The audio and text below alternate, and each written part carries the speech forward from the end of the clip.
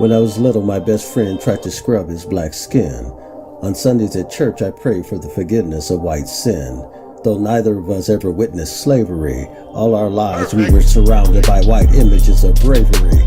Many of my friends disagree with this assertion, ignoring the common practice of cultural coercion, complicating any deeper understanding of the nepotism called white privilege, while forces outside my control prevented him not just from scoring, but crossing the line of scrimmage. The institution of household patriarchs to face his black history, raped generations of his family of their emotional dignity, indoctrinated me with this much uninvited history.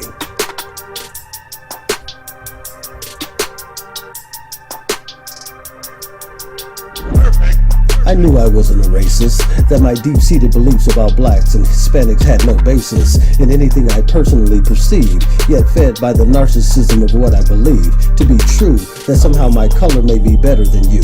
White wasn't a color, it symbolized perfection, while in the lives of everyone non-white it stood for rejection. I was born in a white house with a white picket fence. My way of life I was taught to protect it. Even if I disagreed with its views, I had to respect it. Short story, I was taught to protect this frail memorial, the history of white people written like some editorial. No one ever taught me to stop or to correct that. As a child, I was never taught to challenge facts, so I grew up never thinking about race. My black friends were not black at all, just white people in blackface.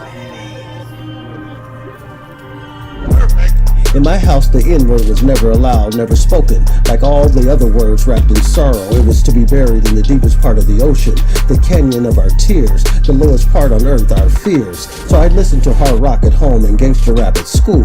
I smoked Marlboros with my white friends and with my black friends, cools. I played with their curly locks and they played in mine. Anyone who took offense was out of line. Their offense came at my expense of my proof of my truth. I grew up colorblind, my world cleansed of white sin and guilt. I bear the name but not the blame of what racism built. Into a 3-year-old soul, hatred was spilt.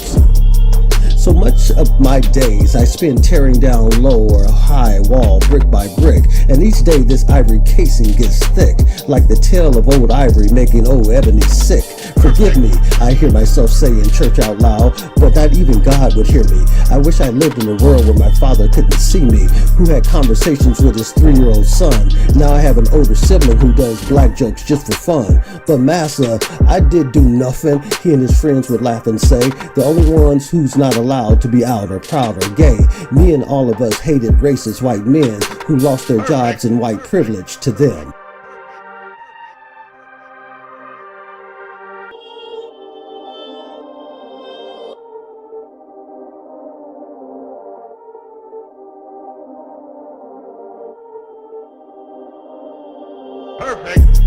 So I had black friends, no, a best friend who is black, who tried to scrub his black skin, who like me was born colorblind, yet one day woke up a black slave's child, a stranger in a strange land reviled, a man-child, no need to take responsibility, oppressed by the obsession of white accountability, broken black pieces flowing red in the streets like cheap wine, the growing weight of systemic rains and unjust winds combined. Now my whiteness is a painting with emotions and feelings too hard to define.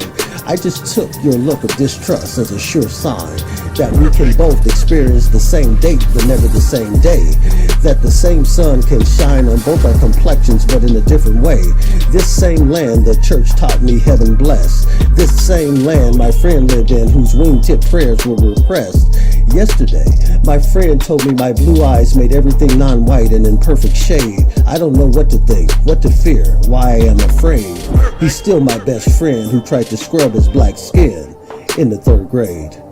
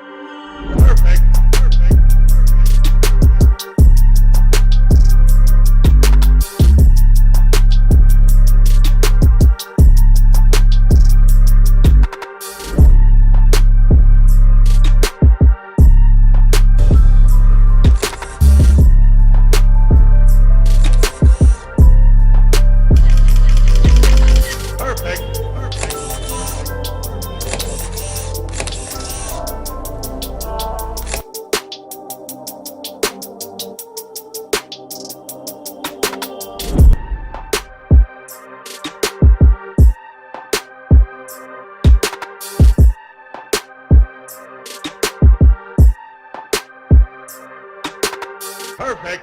Perfect.